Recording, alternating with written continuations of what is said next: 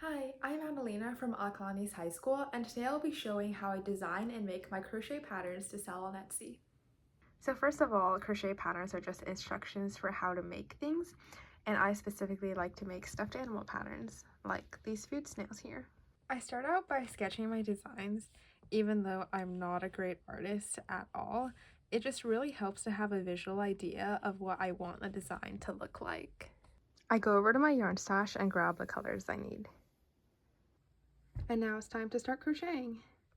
I like to start crocheting the base / body parts first and then work my way towards the details later.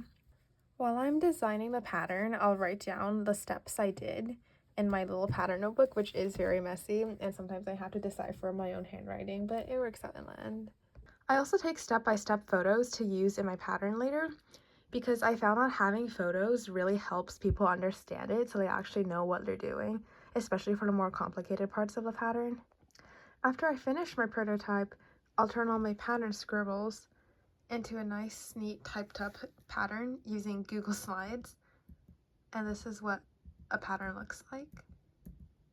Then I go outside to take photos. This is my favorite backdrop, and it also has the best lighting. Before I release the pattern, I like to run a pattern test on Instagram, where I give other crocheters the pattern for free in exchange for feedback. This is great for making sure I haven't missed any errors or have any confusing parts or anything like that. Finally, it's time to list the pattern on Etsy. I'll make sure to put keywords in the title, tags, write a good description, and after all that's done, I can finally hit publish. And that's how I make my crochet patterns, from yarn to a plush to a product on Etsy. Thank you for listening.